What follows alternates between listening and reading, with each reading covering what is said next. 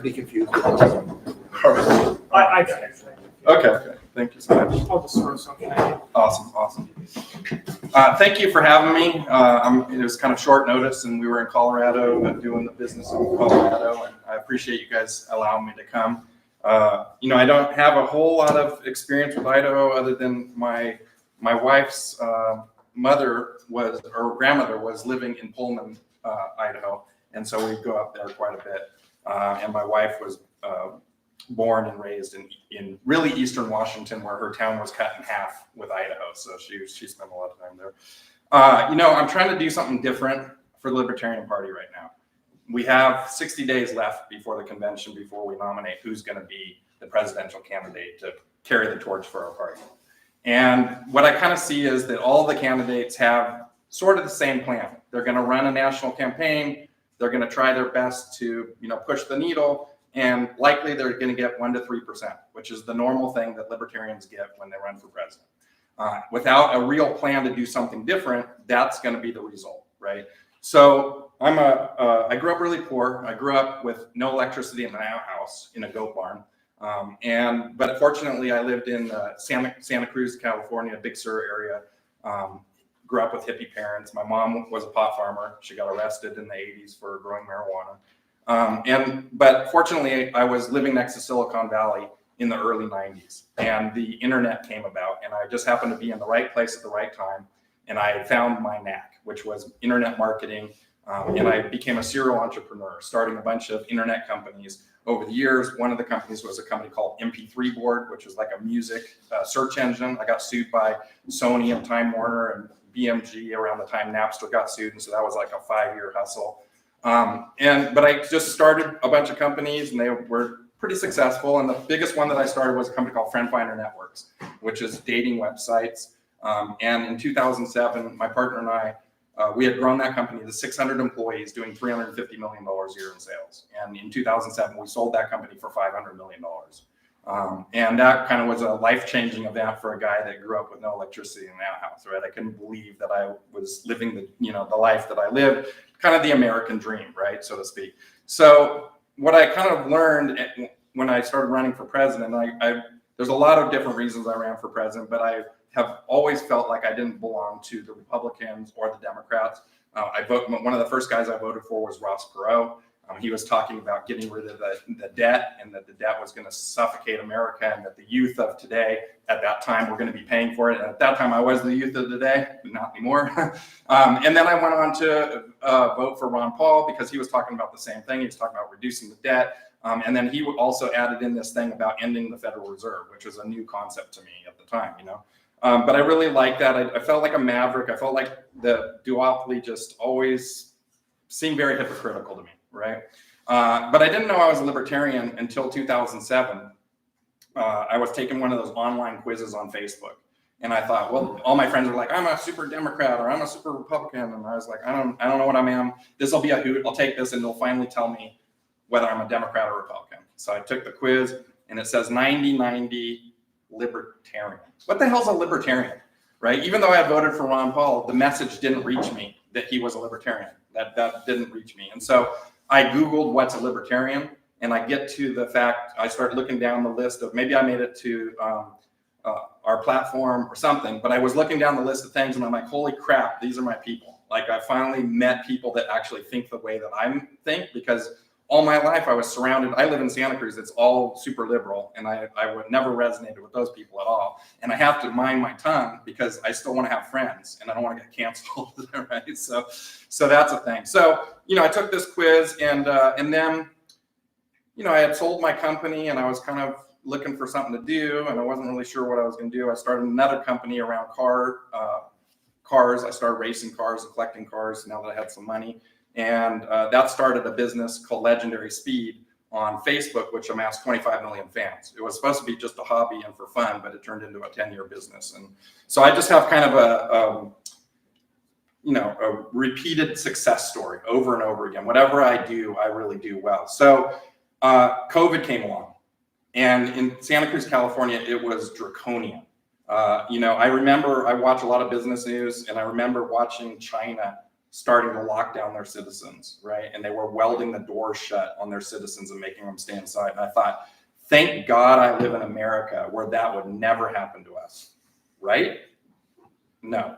60 or 90 days later, they're rolling up people that are, watching the sunset in their car and telling them they need to go home. They can't be out because it's, curfew or, it seemed so ridiculous to me. It was almost shocking to me that the authoritarian regime just came down so hard, so fast, and that everybody bought it, right? And so, I watched my friends who had businesses going out of business, being told they couldn't open, being told they had to have their gym outside, being told that they weren't, needed people in society anymore, and that only Home Depot could stay open and they couldn't, kind of a thing, So this just started me. It was kind of the last straw for me. And then I started really just all my life, I felt like we've had the illusion of choice when it comes to politics, that we're forced to choose between a Republican and a Democrat, and that it's bullshit. That shouldn't happen, right? We should have more choices and more voices. And that's why I like Ross Perot and Ron Paul, because it felt like I had hope that they were actually going to pull it, right? And then when they didn't pull it, I was kind of disillusioned. I was like, crap, there's no way out of this system. And then when I started running for president, I realized how rigged the system is against us. Ballot access laws, gerrymandering laws, winner take all laws, and on and on. So I started to come up with this idea of unrigging the system, right? That in order for us to have any political change in the Libertarian Party, we have to fix the system that we're in order to participate. And right now, the way that the system is rigged, there's no way for a Libertarian or third party to actually become president of the United States, because there's no path to 270 electoral votes. So we have to fix ballot access. So I'll tell you what my plan is now. I got 3 minutes left. So one of the things I thought we could do that would be different than just running a regular campaign and getting 1 to 3% is that we could actually screw up the elections. We could cause such drama and chaos in the elections that it would force every American to Google what the hell is a libertarian. And I believe if every American Googles what the hell is a libertarian, that this room will be 300 or 400 people instead of the 50 people or 40 people that are in here right now. And the way that I'm going to do that is I'm going to get national attention for the Libertarian Party. I am going to win electoral votes on election night. But before we even win the electoral votes on election night, we are going to be starting a campaign to stop 270, to deny 270, to stop both Trump and Biden from winning enough votes to become president of the United States. And this goes to what's called a contingent election under the Constitution. It sends it to the House of Representatives to decide who's going to be president of the United States. And we all saw how contentious it was when they were picking Speaker of the House, and they had all these votes over and over again. And so this is the way that I think that we can gain political power. This is the way that we can get national attention. And so it seems like a really hard task to do, right? So I started looking with my business sense, how could we achieve this task? And it turns out that there's 2 states that split their electoral vote, and that's Maine and Nebraska. And then I started looking at, where did Joe Jorgensen get lots of votes? Where did Gary Johnson get lots of votes? And it turns out that Omaha, Nebraska, and lower Maine, we only have to win 250,000 votes in either of these places in order to win an electoral vote. And I've been also pushing this idea. I have some ears in the Kennedy camp, and I've been pushing this idea to them that they should try to win some electoral votes as well. And if we could combine winning enough electoral votes to deny these guys. Nobody in America wants Joe Biden or Donald Trump to be president. They don't. They're just voting against the other guy that he's bad. They don't really want these people. And there's a vast majority of people that don't want these people. And so that's what my plan is. I think it's achievable. And I have the resources to do it, and I have the business acumen to do it. I put $700,000 into my campaign so far. I've been running for 3 years. The money that I put in is more than all the other candidates combined. There's going to be a resource problem during this, after the nomination. And, let's be frank, it takes money to win elections, right? And it doesn't matter how principled or based your message is. If you're not reaching any people, we're not going anywhere, right? Right now, you may have seen my Twitter ads, or you may have seen my Facebook ads, which I've been running nonstop. I'm reaching 500,000 people each and every day with the libertarian message. And I'm doing that before the nomination happens. I'm putting boots on the ground in both Maine and Nebraska. I'm starting offices there, and we're starting field teams there, because when I get the nomination, I want to hit the ground running and really achieve success for the Libertarian Party. Give us a win on election night, put the Libertarians on the map. We can do this, but I need your help to do it. I have to have you nominate me at convention as the delegates in order to achieve this plan, and I hope that you do. Thank you. I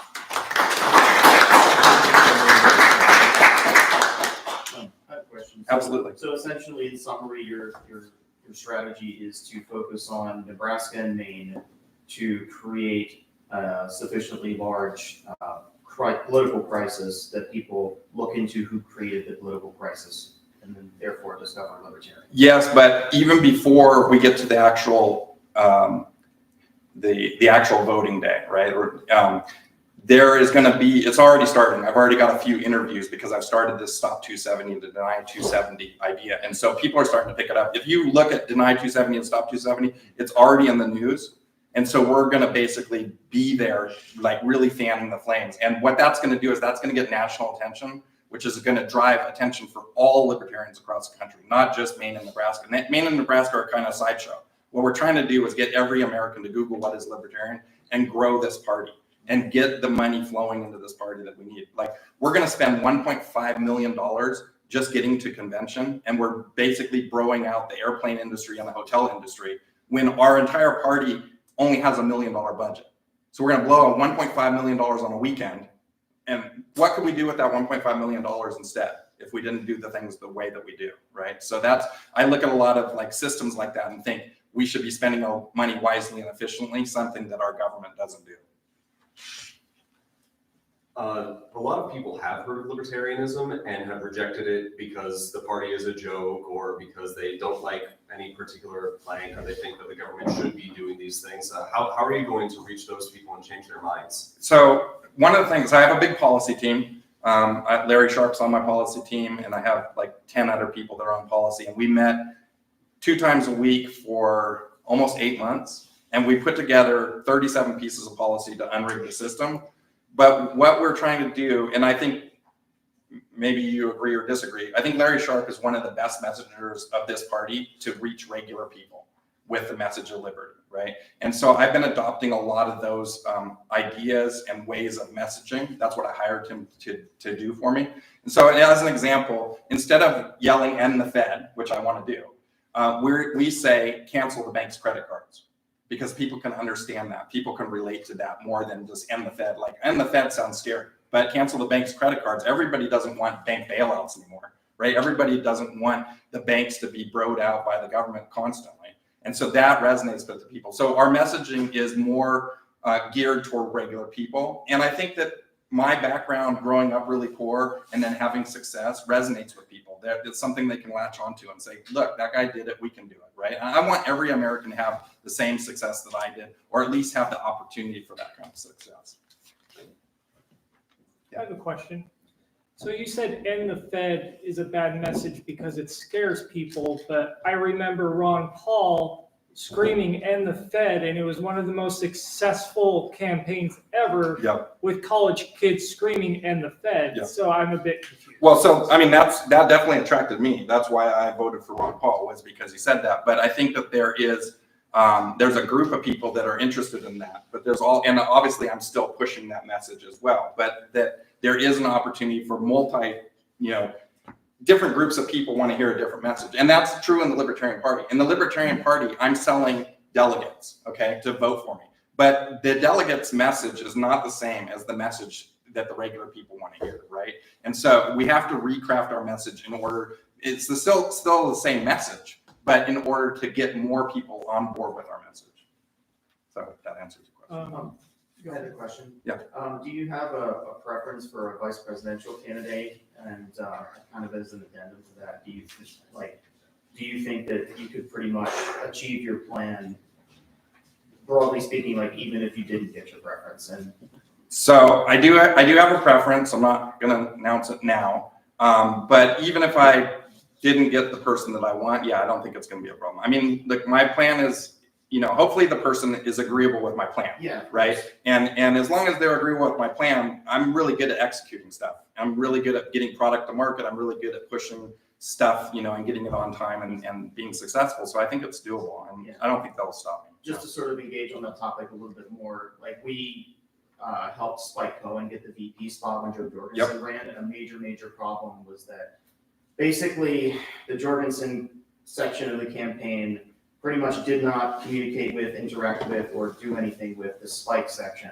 And there was this like division where they just kind of were separate and not helping and not working together. So I would hope that that doesn't happen this time around. So, well, I'm going to likely announce somebody that I want to have run with me and I'm not going to just leave it totally up to the delegates. Of course, it's up to them to decide, but I'll have a preference. So hopefully that will resolve some of that. We have time for one more question. Yeah, so this is an issues question. I also asked it to Chase verbatim. If an adult administers hormones or surgery to a child to change the child's body to more closely resemble the gender of the child's choosing, is that a violation of the non-aggression principle and therefore a criminal act in the libertarian sense? Well, that's a crazy question, but okay. I think that as I'm a parent of two daughters, and I feel like I have the right to dictate what's going on with my kids over the government any day of the week. And so for any kind of things like that, any kind of surgery, whether it be gender affirming surgery or whether it be knee surgery or you want to get piercings or you want to get tattoos, I feel like that's up to the parents and their doctors to make that decision. And I don't think the government should be involved in making those decisions at all. That's all we have time. Thanks for coming by. Thank you so much. Mike Tremont. Is Mike's next? Mike's ready. Get up here, Mike. Thank you so much. Thank you.